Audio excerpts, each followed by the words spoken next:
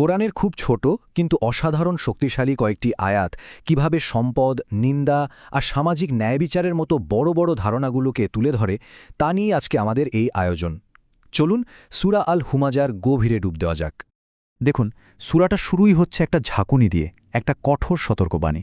বলা হচ্ছে, দুর্ভোগ প্রত্যেক এমন ব্যক্তির জন্য যে পেছনে ও সামনে লোকের নিন্দা করে এবং যে অর্থ সঞ্চয় করে আর তা বারবার গণনা করে।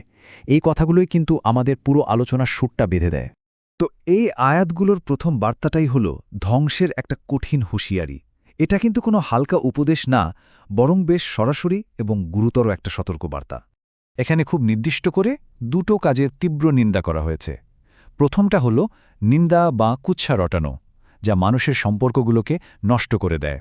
আর দ্বিতীয়টা হল শুধু সম্পদ জমানো আর জমিয়ে রাখার যে একটা তীব্র মোহ, সেই মানসিকতা। এখন চলুন শব্দগুলোর গভীরে যাই। কোরআন এখানে নিন্দার জন্য দুটো বিশেষ আরবি শব্দ ব্যবহার করেছে, হুমাজা এবং লুমাজা। আর এই শব্দ দুটোর অর্থ কিন্তু সাধারণ নিন্দার চেয়ে অনেক বেশি গভীর। এদের মধ্যে বেশ সূক্ষ্ম পার্থক্য আছে। প্রথমে আসি হুমাজা শব্দটায়। এর মানে কি? সোজা কথায় এটা হলো মুখের কথার মাধ্যমে কাউকে অপমান করা, মানে সামনাসামনি কাউকে ছোট করা, তার দোষ খুঁজে বের করা বা সবার সামনে তাকে নিয়ে ঠাট্টা করা। ক্লাসিক্যাল তাফসিরগুলোতে, যেমন ধরুন ইবনে কাসিরের তাফসিরে, এই ব্যাখ্যাই দেওয়া হয়েছে। আর লোমাজা হল আরেকটু অন্যরকম। এটা আরও সূক্ষ্ম, মানে কাজের মাধ্যমে কাউকে ছোট করা। যেমন কেউ চলে যাওয়ার পর তার আড়ালে তাকে ব্যঙ্গ করা, তার হাঁটাচলা নকল করা বা চোখ মুখের ইশারায় কাউকে উপহাস করা। দুটোই কিন্তু সমান ক্ষতিকর, শুধু প্রকাশের ধরনটা আলাদা। এই স্লাইডটা দেখলে বিষয়টা আরও পরিষ্কার হয়ে যাবে। খেয়াল করে দেখুন, হুমাজা হল জিহ্বার আক্রমণ, যা সরাসরি, যা প্রকাশ্য। আর অন্যদিকে লুমাজা হল চোখ বা হাতের ইশারায় আক্রমণ, যা গোপনে করা হয়। তার মানে কোরআন এখানে সমাজের জন্য ক্ষতিকর, প্রকাশ্য হোক বা গোপন, দুই ধরনের আচরণকেই সমানভাবে নিন্দা করছে। আচ্ছা, নিন্দার ব্যাপারটা তো গেল।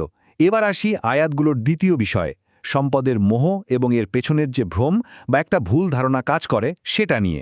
তৃতীয় আয়াতে একটা অসাধারণ প্রশ্ন তোলা হয়েছে।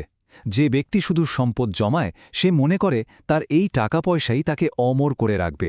কিন্তু আসলেই কি তাই? এই ধারণাটা একটা মস্ত বড় ভ্রম, একটা মরীচিকা, যা মানুষকে তার জীবনের আসল উদ্দেশ্য থেকে অনেক দূরে সরিয়ে দেয়। এই যে টাকা জমিয়ে রাখার মানসিকতা, ঠিক এর উল্টো কথাটা আমরা কোথায় পাই? ইসলামের শিক্ষায়। সহিহ বুখারীর একটা হাদিসে নবী সাল্লাল্লাহু আলাইহি সাল্লাম বলছেন, দান করো, হাত গুটিয়ে রেখো না, না হলে আল্লাহ তোমার প্রতি তার অনুগ্রহ আটকে রাখবেন। কৃপণতার বিরুদ্ধে কি শক্তিশালী একটা বার্তা, তাই না? হাদিসে কিন্তু বারবার এই ব্যাপারে সাবধান করা হয়েছে। বলা হয়েছে যে সম্পদের ব্যাপারে বেশি কঠোর হলে আল্লাহর রহমতও কমে যায়। আরও বলা হয়েছে যে সম্পদ মানুষের ভালো কাজে লাগে না সেটাই পরকালের শাস্তির কারণ হয়ে দাঁড়াবে। তার মানে মূল শিক্ষাটা হল উদারতার, কৃপণতার নয়। এই আয়াতগুলো আরও ভালোভাবে বুঝতে হলে আমাদের একটু পেছনে ফিরে তাকাতে হবে। আমাদের চলে যেতে হবে ৭ম শতাব্দীর সেই উত্তাল মক্কার দিনগুলোতে। তখনকার মক্কার পরিস্থিতিটা কেমন ছিল? সেখানে তখন একটা তীব্র সামাজিক আর অর্থনৈতিক বিভেদ চলছিল। একদিকে ছিল শহরের ধনী আর প্রভাবশালী কুরাইশ নেতারা, আর অন্যদিকে ছিলেন নবী সাল্লাল্লাহু আলাইহি ওয়াসাল্লাম এবং তার অনুসারীরা, যাদের বেশিরভাগই ছিলেন গরিব অথবা দাস। তো সেই সময়কার বড় বড় ধনী নেতারা, যেমন ওয়ালিদ ইবনে আল মুঘিরা বা উমাইয়া ইবনে খালাফ, তাদের টাকার ক্ষমতাকে ব্যবহার করে নবী সাল্লাল্লাহু আলাইহি ওয়াসাল্লাম এবং তার দুর্বল অনুসারীদের নিয়ে উপহাস করত, তাদের ওপর নির্যাতন চালাত। এই সূরাটি ছিল বলতে গেলে সেই সামাজিক নিপীড়নের বিরুদ্ধে একটা সরাসরি আর জোরালো জবাব। এটা যেন জানিয়ে দিচ্ছে যে সম্পদ আর ক্ষমতার অহংকার চিরস্থায়ী নয়। আচ্ছা, তো এই ঘটনা তো প্রায় ১৪০০ বছর আগের। প্রশ্ন হল, আজকের এই আধুনিক বিশ্বে এর প্রাসঙ্গিকতাটা ঠিক কোথায়? চলুন সেটাই এখন একটু বিশ্লেষণ করে দেখা যাক। এই টেবিলটা খুব ইন্টারেস্টিং। এটা দেখাচ্ছে যে সময়ের সাথে সাথে এই আয়াতগুলোর ব্যাখ্যা কতটা বদলেছে বা আরও গভীর হয়েছে। দেখুন, একদম শুরুতে ক্লাসিক্যাল তাফসিরে এটাকে ব্যক্তিগত পাপ, মানে নিন্দা আর লোভ হিসেবে দেখা হতো। হাদিসে এটাকে ব্যক্তিগত আর্থিক নীতির একটা গাইডলাইন হিসেবে দেখা হয়। আর এখন আধুনিক বিশ্লেষণে এটিকে সামাজিক অবিচার আর সম্পদ বৈষম্যের একটা জোরালো সমালোচনা হিসেবে দেখা হচ্ছে, যা জাকাতের মতো অর্থনৈতিক নীতির ভিত্তি তৈরি করে। তাহলে ইসলামের নৈতিক কাঠামোটা ঠিক কি বলছে? ব্যাপারটা খুব সহজ। ১ নম্বর, সমস্যাটা হল সম্পদ শুধু নিজের কাছে জমিয়ে রাখা। ২ নম্বর, এর বিরুদ্ধে কোরআন নৈতিক এবং আধ্যাত্মিক দিক থেকে সতর্ক করছে। ৩ নম্বর, এর সমাধান কি?